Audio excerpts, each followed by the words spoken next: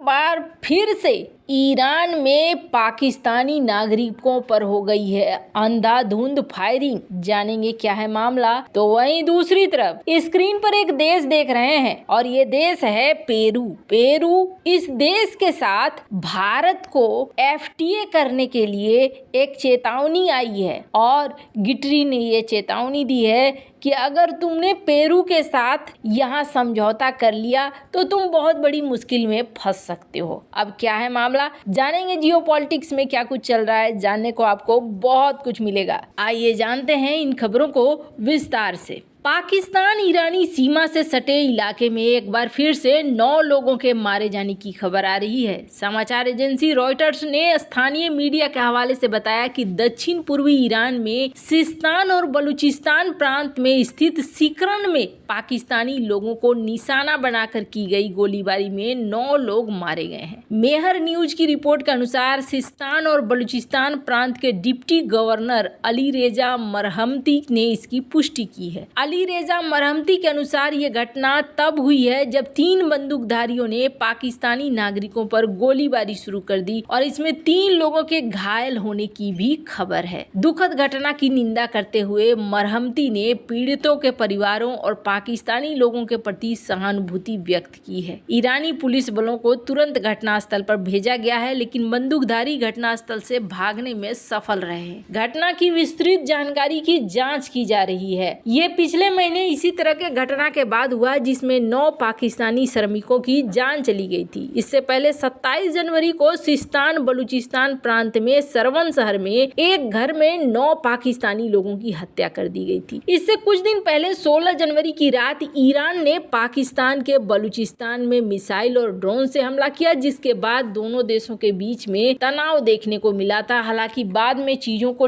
ठीक कर लिया गया था, पर अब यहाँ एक बार फिर से ये सारी चीजें देखने को मिल रही है। खैर, ईरान और पाकिस्तान के संबंधों में ये जो गिरावट आती है ना, ये खास तौर पर बॉर्डर के इन इलाकों को लेकर आती है जहां पर लगभग ऐसी घटनाएं अब बराबर होने लगी हैं जो चिंता का एक विषय जरूर बन गया है। खैर, जहां एक तरफ ये सब कुछ चल रहा है तो वहीं दूसरी तरफ एक और बड़ी चीज हो रही है। स्क्रीन पर एक मैप देख रहे हैं और इस मैप में एक जगह देख रहे हैं पेरू लैटिन अमेरिका का देश है और लैटिन अमेरिका का इस देश की खासियत समझिए जो नहीं जानते हैं। पेरू के साथ भारत का जो संबंध है ना, करीब 55 साल पुराना संबंध है और इस 55 साल पुराने संबंध में जो लैटिन अमेरिका के देश हैं कभी भी खुलकर कश्मीर मामले में नहीं बोलते हैं। पर पेरू एक ऐसा देश है जो सीधे एक तो भारत को यूएनएससी के परमानेंट मेंबरशिप के लिए कहता है कि हाँ जी, आप यहाँ पर फुल सपोर्ट है हमारा, आप परमानेंट मेंबर बनो।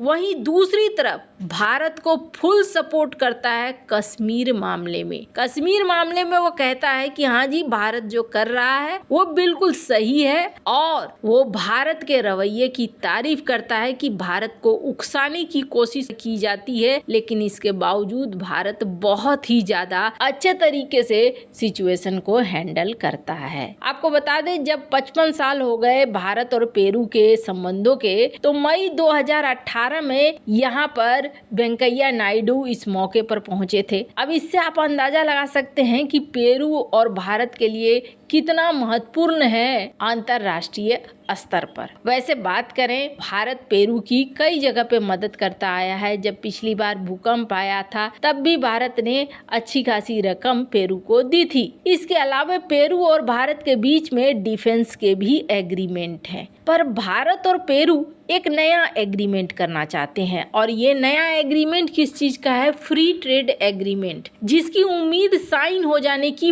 बहुत ज्यादा बताई जा रही है। अब इस फ्री ट्रेड एग्रीमेंट के साइन होने से पहले ही कई संस्थाएं हैं जो सरकार को कह रही है कि इस एग्रीमेंट से आपको बहुत बड़ी हानि होने वाली है। खास तौर पर एक चीज है जिसकी वजह से, और वो चीज है सोना। तो अभी क्या सीन है, हमने यूएई के साथ एक समझौता किया और यूएई के साथ एग्रीमेंट साइन किया फ्री ट्रेड एग्रीमेंट का। उसके बाद भारत सरकार ने क्या कहा? भारत सरकार ने ये कहा बैंकों को, भैया भैया तुम्हें खुली छूट है, जाओ और जाकर यहाँ पर फ्री ट्रेड एग्रीमेंट साइन हो चुका है, कम ड्यूटी चुकाकर आराम से गोल्ड खरीदो। और आपको बता दें भारत ने ये डील रुपए में की थी, तो रुपए में भारत इसे चुका भी रहा था और इससे व्यापार भी कर रहा था। मतलब यूएई से भारत को बम्पर सोना आएगा, ये तो तय हो गया। लोअर ड्यूटी पे आएगा, ये भी फायदेमंद वाली बात हो गई। और सोना खरीदेगा भी भारत रुपए में, ये भी फायदे वाली बात हो गई। पर पेरू के साथ क्या संकट है? पेरू के साथ फ्री ट्रेड एग्रीमेंट करने से दिक्कत क्या है? तो जो विशेषज्ञ हैं उनका कहना है कि अगर आपने पेरू के साथ फ्री ट्रेड एग्रीमेंट किया तो पेरू क्या करेगा, अपना सोना बेचना शुरू कर देगा, जो वैसे भी आप 80% तक पेरू से खरीदते हैं। अब 80% तक सोना आप खरीदते हैं, ऐसे में पेरू सस्ते दरों पर, पेरू का जो ये एग्रीमेंट है, ये एग्रीमेंट किस चीज का है? पेरू कहता है कि हम 10% तक इंपोर्ट ड्यूटी आपको देंगे। और अभी कितना लगता है? अभी लगता है 40% इंपोर्ट ड्यूटी। भारत अपना 80% सोना खरीदेगा तो पेरू से ही, और ये जो कस्टम ड्यूटी जो लगती है, ये ड्यूटी की भारी बचत हो जाएगी। आप समझ लीजिए भारत बहुत बड़ी मात्रा में खरीदता है सोना, और जब बहुत बड़ी मात्रा में खरीदता है और डिस्काउंट मिलेगा तो ये डिस्काउंट, छोटा डिस्काउंट भी बहुत बड़ा रूप ले लेगा, क्योंकि 80% तक सोना हम उससे खरीदते हैं। तो इसी चीज को लेकर विशेषज्ञ ये समझा रहे हैं कि आप पेरू के साथ फ्री ट्रेड एग्रीमेंट कीजिए, लेकिन सोना के मामले में जरा ध्यान दीजिए, नहीं तो आपके लिए मुश्किलें खड़ी हो जाएंगी। अगर सोना आपने 10% तक की छूट दे दी तो आपके लिए बहुत ही ज्यादा मुश्किल भरा हो जाएगा, क्योंकि फिर हमने ये भी देखा कि हमने सोना खरीदना शुरू कर दिया और सोने पे हमने टैरिफ की छूट दे दी, और इस छूट देने की वजह से क्या हो गया, हमारा व्यापार घाटा बढ़ गया है। तो कहीं ऐसा ना हो कि हम और भी ज्यादा सोना खरीदें और हमारा व्यापार घाटा और भी ज्यादा बढ़ जाए। स्क्रीन पर एक आर्टिकल देखिए, अक्टूबर महीने के व्यापार घाटा की बढ़ोतरी की बात कही गई थी कि चूंकि हमने यहाँ पर रिकॉर्ड तोड़ तरीके से सोना को खरीदना शुरू कर दिया, तो इस सोने की वजह से हमारा जो है व्यापार घाटा जो है, ये व्यापार घाटा हमारा बढ़ गया। तो कहीं ऐसा ही कंडीशन फिर ना आ जाए। अब पेरू से अगर आप डील कर रहे हैं तो यहाँ व्यापार घाटे में बढ़ोतरी के दिन न देखने पड़े, इसलिए आप यहाँ पर सोच समझकर इस डील को करो। खैर, अब आपको बता दें भारत सोना खरीद भी रहा है, तो ये सोना भारत के लिए मुश्किल भरा नहीं होगा। क्यों नहीं होगा? तो इसके पीछे एक बड़ा कारण है, और कारण क्या है? स्क्रीन पर एक आर्टिकल देखिए।